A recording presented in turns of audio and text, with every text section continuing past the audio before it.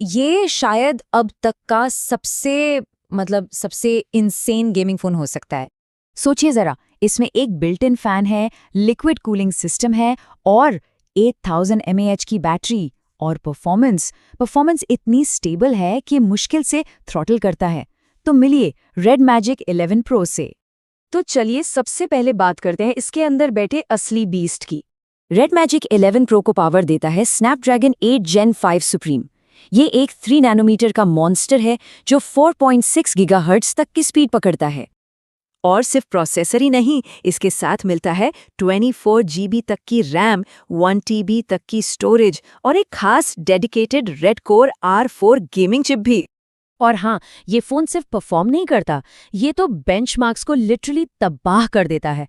यहाँ बात हो रही है 3300 से ज़्यादा के सिंगल कोर स्कोर की, 10,700 से ज़्यादा के मल्टी कोर स्कोर की, और जीपीयू स्कोर तो देखिए 22,000 के भी पार है। लेकिन चलिए इन नंबर्स को एक तरफ रखते हैं। असल दुनिया में घंटों गेमिंग करने के बाद भी इसकी परफॉर्मेंस में शायद ही कोई गिरावट आती है, और बस यहीं से कहानी और भी ज़्यादा क्रेजी हो जाती है। देखिए, इस फोन में एक ऐसी चीज है जो किसी और फोन में नहीं मिलेगी। वो है इसका हाइब्रिड कूलिंग सिस्टम।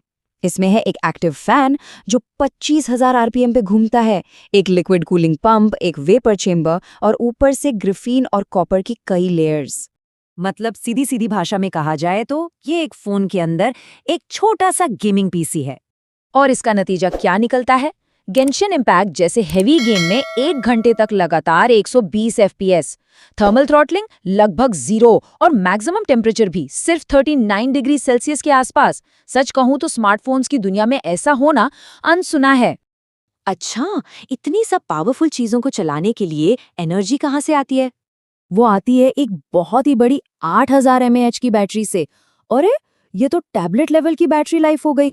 और इतना ही नहीं, साथ में है 120 वॉट की फास्ट चार्जिंग, मतलब लगभग 30 मिनट में फुल चार्ज।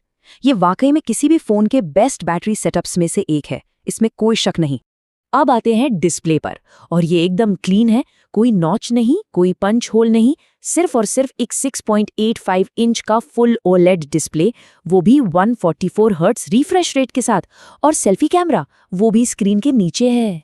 लेकिन कहानी सिर्फ हार्डवेयर पर खत्म नहीं होती। रेड मैजिक इससे भी एक कदम आगे गया है।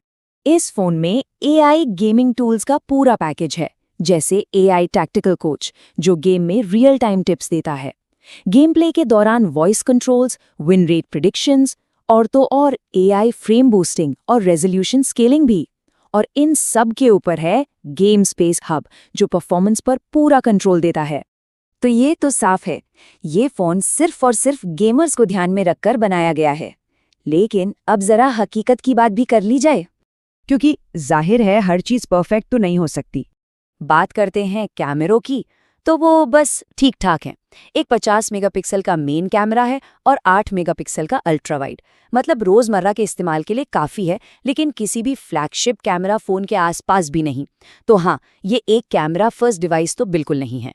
और अब आते हैं एक बड़े डाउनसाइड पर। वो सारी कमाल की कूलिंग टेक्नोलॉजी है ना, वही इस फोन को रिपेयर करना बहुत मुश्किल बना देती है। iFixit ने इसे रिपेयरेबिलिटी में 10 में से सिर्फ 3 की रेटिंग दी है। इसकी बैटरी निकालना बहुत मुश्किल है, स्क्रीन को बहुत मजबूती से चिपकाया गया है, और अंदर के पार्ट्स तो बहुत ही कॉम्प्लेक्स हैं। तो मतलब साफ है, ये फोन खुद से रिपेयर करने वालों के लिए तो बिल्कुल नहीं है। तो आखिर में बात क्या निकल कर आती है? देखिए, अगर किसी को चाहिए जबरदस्त परफॉर्मेंस, एकदम स्टेबल FPS पर गेमिंग, एक बहुत बड़ी बैटरी और एक यूनिक डिजाइन, तो ये यकीनन बेस्ट गेमिंग फोन्स में से एक है। लेकिन इसके साथ कुछ कमियां भी हैं। कैमरे एवरेज हैं, सॉफ्टवेयर थोड़ा रफ है और रिपेयर करना लगभग नामुमकिन। तो ये एक प्योर गेमर का फोन है, कोई ऑलराउंडर नहीं। और ईमानदारी से कहूं तो सिर्फ और सिर्फ प्योर गेमिंग के लिहाज से ये चीज एक एब्सोल्यूट मॉन्स्टर है।